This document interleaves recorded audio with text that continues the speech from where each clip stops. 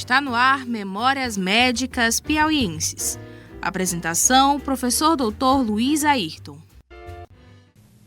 Olá, mais uma vez estamos iniciando Memórias Médicas Piauiense.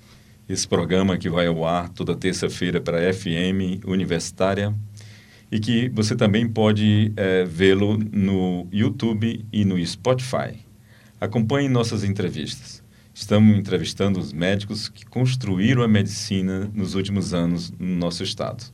Através de suas histórias, podemos formular uma história de engrandecimento, de cultura médica e de historiografia daquilo que fizemos na medicina no Piauí. Hoje vamos receber um dos mais brilhantes reumatologistas do país, com uma história de vida fantástica, principalmente no ensino da medicina. Dr. José Tupinambá Souza Vasconcelos. Um prazer enorme recebê-lo nesse programa. Luiz, muito obrigado pela distinção do convite. Eu tive notícia dessa sua iniciativa, como exemplo de outras bastante interessante, que acho que pereniza muitas coisas da história da medicina do Piauí. Vamos começar falando de onde tudo começou. Onde foi que o Dr. Tupinambá nasceu? Bom, Luiz, eu nasci na cidade de Sobral.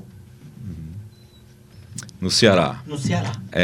E você depois veio fazer medicina aqui? Mas na verdade, Luiz, eu sou filho de uma família muito pobre. Sim. Eu sou filho de um motorista de táxi e de uma professora primária. Sim. E eu terminei o segundo ano do chamado segundo científico sem saber fazer uma conta de dividir dois algarismos. Porque com uma formação muito ruim. Uhum. Então, aconteceu na minha vida um fato que mudou minha vida. Eu havia um colega de turma chamado José Lúcio Lira, hoje é engenheiro eletrônico e empresário em São Luís, e ele teve que sair no dia depois da metade da aula, e o professor marcou a prova com o assunto da aula. Ele era meu vizinho, eu fui na casa dele e disse: Lúcio, tu faltaste a segunda aula e vai ter amanhã uma prova sobre a aula que tu faltaste. Ele disse: qual é o problema? Eu vou estudar no livro. Você acha que o professor aprendeu por onde?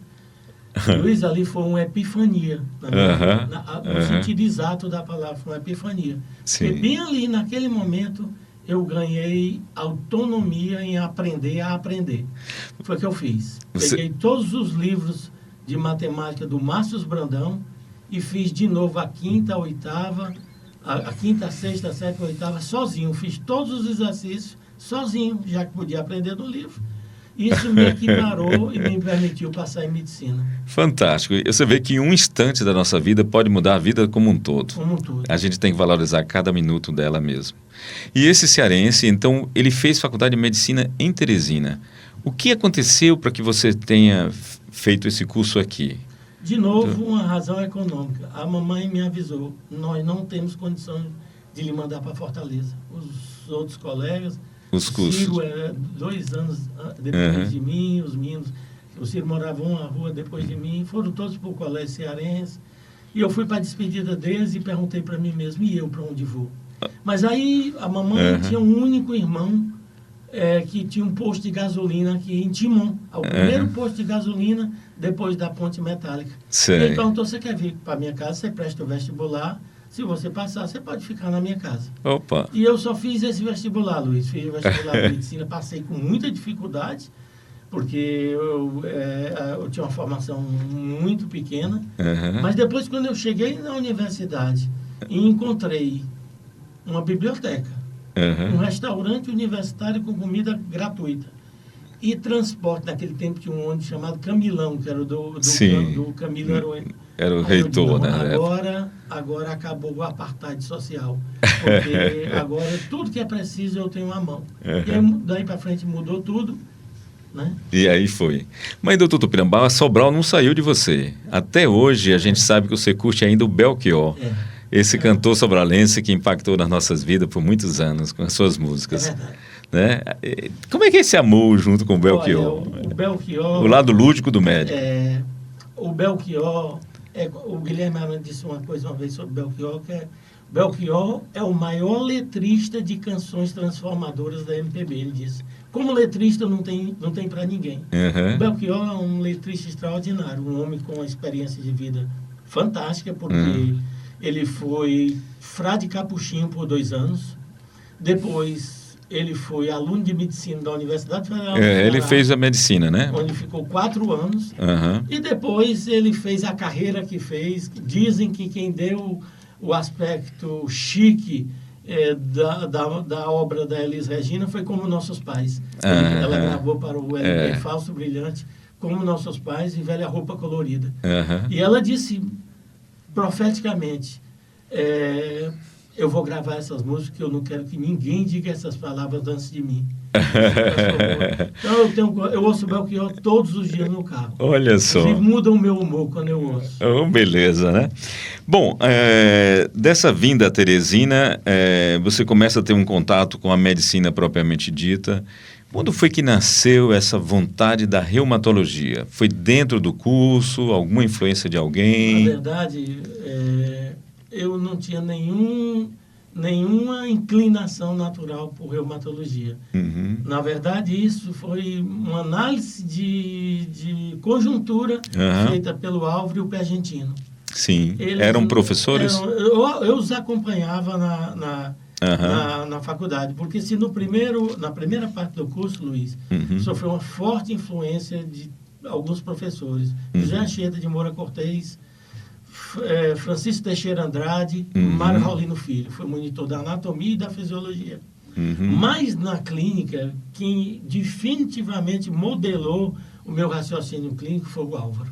E você conviveu com ele dentro da clínica e aquele espírito de ensinar, de dividir, de compartilhar informações, né, de ver os artigos, isso aí continuou até depois de sua formatura, né? Sim, eu aprendi com o Álvaro isso, e quando eu voltei da residência médica, um grupo muito grande de jovens médicos, que hoje são médicos muito importantes, eu não vou enumerar porque seriam... São muitos.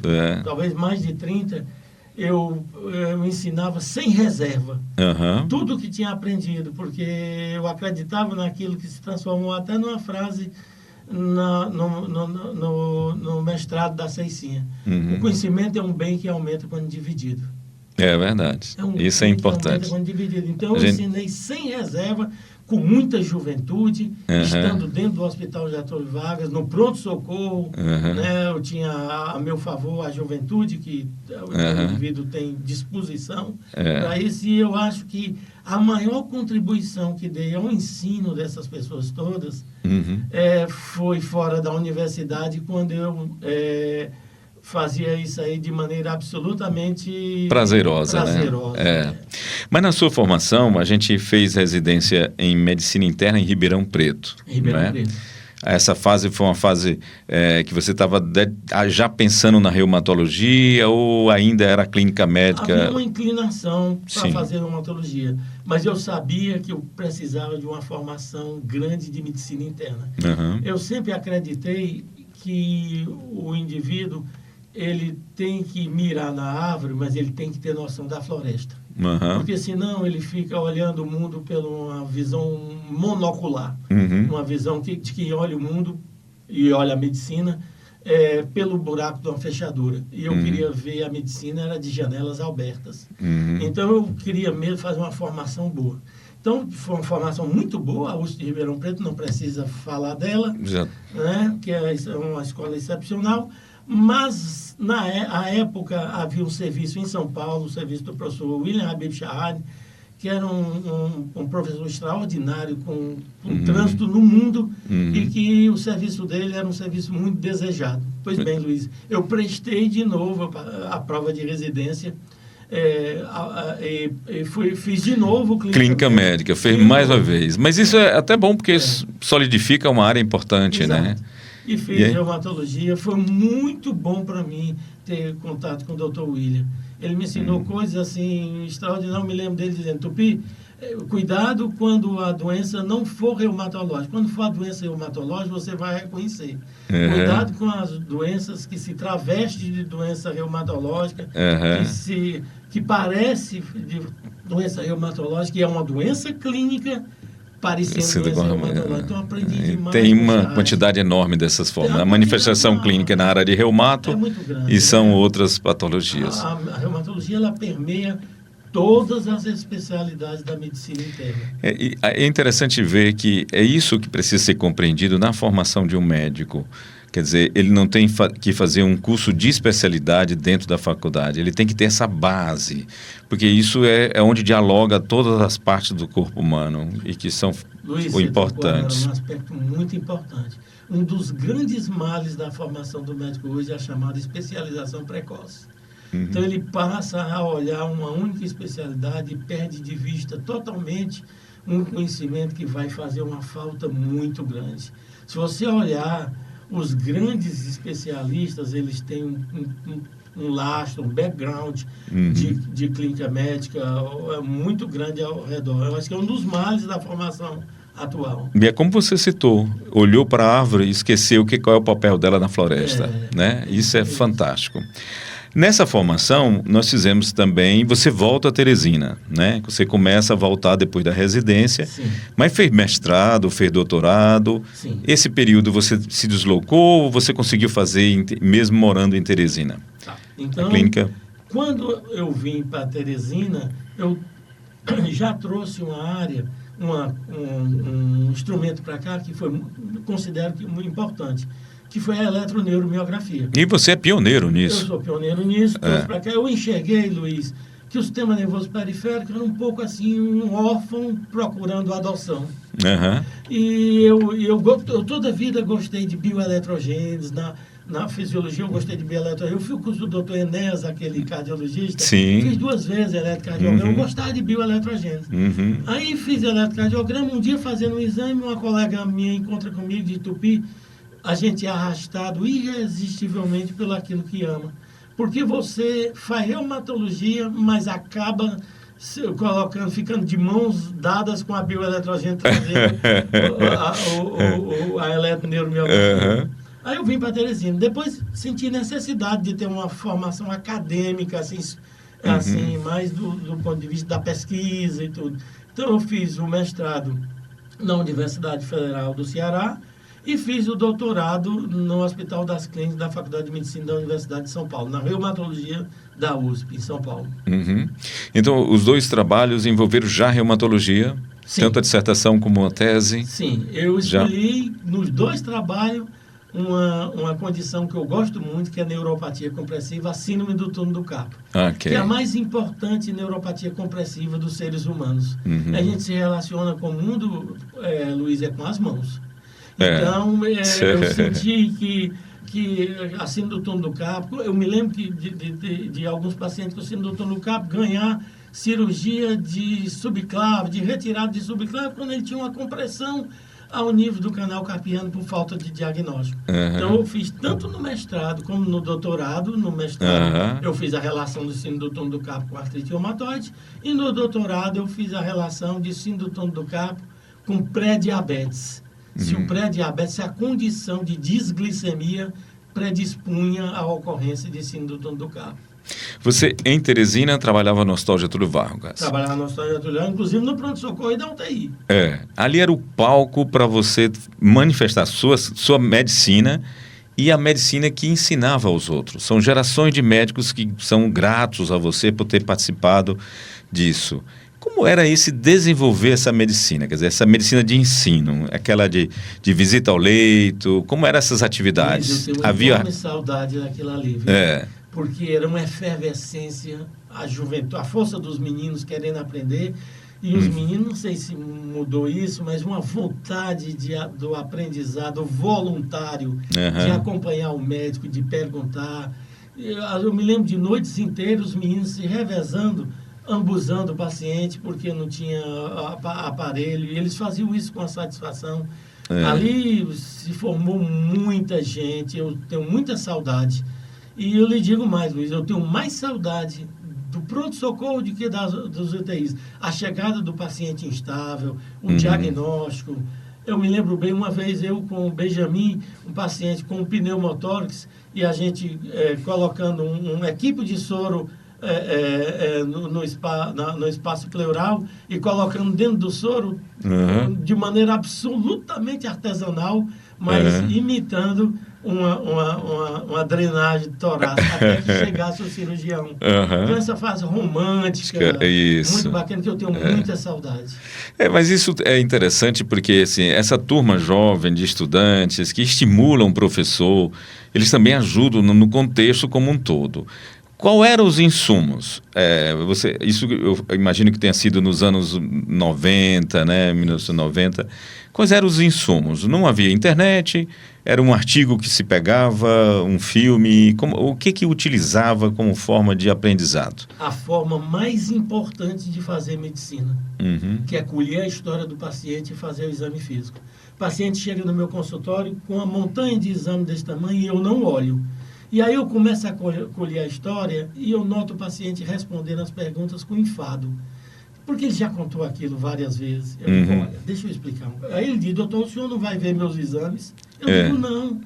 Por quê? Porque eu ainda nem conversei com você. É a coisa mais... tudo isso aqui que eu for olhar, eu tenho que fazer à luz da história do exame físico. Eu não colhi sua história nem exame físico. E se exames fossem tão importantes, o senhor já teria o seu diagnóstico. Como é o nome da sua doença? Qual é o seu diagnóstico? O senhor tem uma montanha de exames. É que faltou fazer o que nós vamos fazer agora. Quem pergunta quem sabe e sabe perguntar, já sabe a metade. Provérbio árabe. Quem pergunta quem sabe e sabe perguntar, já sabe a metade. Provérbio árabe. Então, o mais importante era isso aí. O insumo, Luiz, era exatamente esse. Boa anamnese, interrogatório diligente, completo, exame físico consequente, guiado pela história. O exame físico não é um achado, é uma procura. Que a história diz o que procurar. Quem diz o que procurar é a história. O exame físico é uma procura, não é achado. Então... essa medicina. E foi essa medicina, Luiz, que me amparou no consultório a vida toda. Veja que esse é um ensinamento de qualquer grande médico, onde ele valoriza a clínica, o raciocínio clínico, aquilo de se olhar para um paciente à distância, já ter uma ideia do que ele tem. Que a gente aprende fazendo, que a gente aprende examinando o paciente. É extraordinário lembrar o que você está falando, porque uma geração nova está muito ligada ao mercantilismo, digamos, do exame. Né? Isso e começa a tratar papel, não trata o paciente, porque só tem em mão a informação dada pelo papel. Então começa a tratar papel. Acho que isso é o básico para a gente rejuvenescer uma medicina mais correta, né? De que nós precisamos discutir esse assunto. Luiz, eu queria só acrescentar um ponto. Sim. Eu peço muito exame, mas o exame ele só serve para duas coisas para mim: para confirmar ou para refutar as hipóteses geradas pela história do exame físico. Ora, se eu não fiz história no exame físico, eu não tenho que olhar nos exames. Eu não construí hipótese. Não pode começar pelo fim. Não pode começar pelo fim. É verdade. O uso do eletroneuromiografia, que você é o pioneiro em nossa terra, esse exame lhe deu uma visibilidade enorme. Eu me lembro certa vez que eu soube de um grupo da Venezuela que tinha vindo aqui. Quer dizer, a medicina do Piauí, naquela época dos anos 90, início dos anos 2000, nós atendíamos muitos pacientes da Amazônia como um todo. Mas o Dr. Tupi chega na Venezuela. Isso é verdade? O que aconteceu? Luiz, foi o seguinte: havia uma enorme escassez de eletromiografia nesse lado do país. E eu cheguei com um instrumento novo que dava voz ao sistema nervoso periférico. O sistema nervoso periférico era sem voz, Luiz. Sim. Você fazia os diagnósticos mais sofisticados do encéfalo e da medula, e depois, quando estava no sistema nervoso periférico, dizia assim, é periférico. Mas não tinha nome. Onde era que estava a doença? Estava na ponta anterior da medula, estava nas raízes nervosas, estava nos gânglios periféricos, estava no nervo periférico, estava na junção neuromuscular ou estava no músculo. Você vê, Luiz, que tem uma porção de estação anatômica, cada qual com uma quantidade grande de enfermidades que precisavam de nome. Então, a eletromiografia trouxe isso. Então, o que acontecia? Eu fazia exame para o Maranhão, fazia exame para o Pará e, algumas vezes, fazia exame, inclusive, para pacientes que vinham da Venezuela. Fantástico. Você é casado com uma médica de conceito elevadíssimo, que é a doutora Conceição Sá. Sem emoções, e a gente sabe também de como você admira essa esposa que você acompanha esses anos todos, porque Conceição é uma médica, além de extremamente humanista, tem uma bagagem científica enorme. Juntar essas duas malas de ciência deve ter sido muito bom ao longo desses anos, não? Luiz, dividir a vida com a Ceicinha foi o que de melhor me aconteceu. Uma médica muito boa, com uma formação boa, fez clínica médica no Hospital Heliópolis, fez gastroenterologia na USP de São Paulo, onde passou em primeiro lugar, trouxe a hepatologia para a Teresina, toda a hepatologia em Teresina foi trazida pela Ceicinha. E além do mais, a bondade. A Ceicinha é de uma bondade, Luiz, de uma bondade de coração, uma capacidade de perdão enorme, então foi uma coisa extraordinária. Esse lado humanista, que ela é famosa também por isso, né? Não só pela ciência que colaborou. Doutor Tupinambá, a gente tem uma formação médica, você também tem a grande colaboração dentro do ensino, mas nós estamos vivenciando um novo tempo. Observe que nós temos hoje uma tecnologia que não existia no passado, está até impactando até na forma de dar aulas, né? Hoje fazemos uma aula indireta, né, como se diz, onde os alunos às vezes até ministram algumas aulas para poder dar uma dinâmica diferente. O que você acha dessas tecnologias novas? Elas devem ser absorvidas? Como é que você vê essa coisa nova? Eu digo mídias, a próprios Google da vida, né, onde você tem informações fake news, onde você tem outras coisas. Como é que você vê isso? A minha visão crítica é que as novas tecnologias trouxeram coisas boas e trouxeram coisas ruins. O que trouxe de bom e de melhor? O acesso à informação. Hoje a informação, Luiz, é farta, fácil e barata. Hoje, por exemplo, eu assino um UpToDate de reumatologia.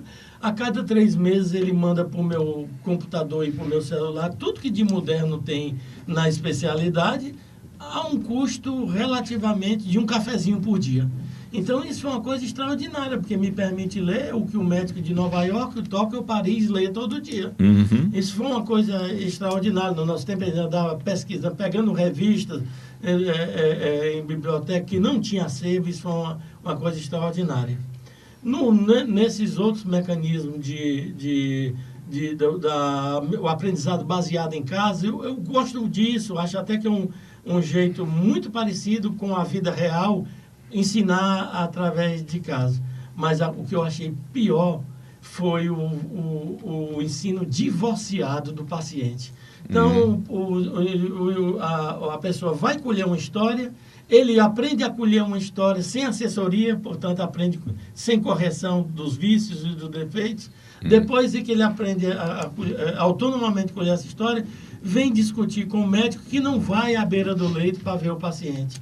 Então, essa dissociação, esse divórcio, eu falo a palavra divórcio, que ocorreu entre o médico que ensina e o médico que aprende, a figura do paciente sendo tirado dessa relação, fez um mal muito grande à medicina. E mais que isso, Luiz, a medicina tem um problema que nunca foi resolvido. O que é que acontece? Não há diálogo entre os vários aprendizados. Você passa no vestibular de medicina, eles te vendam, colocam uma venda, te colocam dentro dessa sala, essa sala é anatomia. Você passa 6 meses estudando isso. Quando termina os 6 meses, eles te vendam de novo e passam para outra sala, que é a histologia. E vão fazendo de matéria em matéria. Quando chega no final, se alguém te colocar bem aqui de frente desse prédio e perguntar que prédio é esse, você diz, eu nunca estive aqui. Porque você teve o tempo todo vendado, olhando só aquilo sem comunicação. Então, essa ausência de correlação entre as várias especialidades, que pode ser um defeito de formação que a residência de primeiro ano pode corrigir, a clínica médica para clínicos e a cirurgia geral para cirurgião, causou muito problema e nunca foi resolvido. Não tem conversa entre as várias áreas do conhecimento adquirido ao longo do curso. Aí você aprende tudo de forma estanque. Mas atividades lúdicas, ela também participaria da formação do médico? Quando você refere à atividade lúdica, existe um médico aqui, ele deu uma contribuição tão extraordinária, mas ficou muito anônimo, chama Joaquim Monte, do Monte Filho. Certo. O Joaquim, ele era uma pessoa muito criativa. Eu ainda peguei um pouco do Joaquim na neuroanatomia. Então, o que ele fazia? Ele colocava uma porção de estudantes do lado direito, uma porção do estudante do lado esquerdo e colocava uma pessoa central. Aí ele pegava uma informação e as pessoas saíam passando de um para outro. Aí chegava na pessoa central, que é o lado aferente, o lado de integração, aí descia pelo lado aferente. Quando ele terminava aquela forma lúdica de ensinar, todo mundo compreendia como é que o sistema nervoso central processava a informação de maneira absolutamente intuitiva. Então, mas essas pessoas são poucas, viu? Joaquim, eu encontrei pouca gente com essa formação, as pessoas que gostavam também de teatro e tudo, ajudou, porque o médico, Luiz, ele não é só a medicina. Diz que quem sabe só medicina, nem medicina sabe. A arte médica. Então, a arte e educação pode colaborar. Pode colaborar, eu acho que pode colaborar sim. E o aumento, então, de escolas médicas. Nós temos agora uma enorme quantidade de alunos dentro das faculdades de medicina, estabelecendo aí uma provável quantidade enorme de médicos para o nosso estado, inclusive, para o Brasil. Quer dizer que o grande objetivo seria distribuir melhor esse médico, mas a gente acha que vai continuar a mesma concentração. E isso é nocivo. Acho que sim, não sei se pensa igual. Na verdade, o que acontece é o seguinte, Luiz. Se abriu muitas escolas, mas a aferição do aprendizado, a supervisão ficou muito frouxa. E aí o indivíduo acaba por ganhar o diploma sem ter percorrido os caminhos que tem para percorrer. E medicina não tem mágica, Luiz. Se você não aprendeu, vai ser difícil depois manifestar na prática aquilo que não aprendeu. Ele não tem um insight, ele não possui aquele corpo de informação. Aí fica só a residência médica para corrigir esses problemas, e a residência médica não tem vaga para todo mundo. Aliás, na mesma formação, os cursos de medicina, poucos têm hospitais para entregar um indivíduo assim à prática. Então acaba realmente tendo um defeito de formação que vai à proporção que as escolas abrem, mas eu sou absolutamente convencido de que é possível, em escolas particulares, se formar gente muito boa. Olha a Santa Casa de São Paulo. A Santa Casa de São Paulo, historicamente, formou médicos extraordinários, com grande contribuição para a medicina de São Paulo, do Brasil e do mundo, numa escola particular.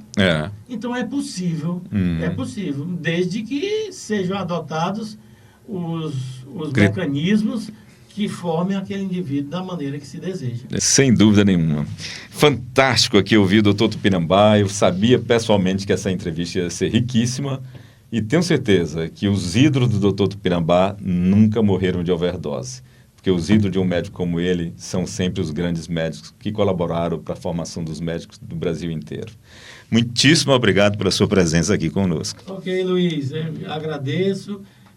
Acho que foi um momento importante, afetivo e emocionante, e deixo uma mensagem para os jovens estudantes. Se comprometam com a causa do seu paciente. O doente iletrado, sem instrução nenhuma, ele sabe ler na testa do médico se o médico está vivamente interessado em ajudá-lo. E se você fizer isso, se interessar vivamente para o seu estudante, você ganhará de bônus de nunca precisar fazer uma linha de publicidade. Muito bom. Até você. Muito bom. Um belo recado para todos vocês. Muito obrigado pela paciência. Estamos juntos toda terça-feira na Rádio FM Universitária, às 10h30 da manhã, com reprise às 10 da noite. Muito obrigado. Você ouviu Memórias Médicas Piauienses, uma parceria entre o curso de Medicina da Universidade Federal do Piauí, a Academia de Medicina do Piauí, a Sociedade Piauiense de História da Medicina e a Rádio FM Universitária.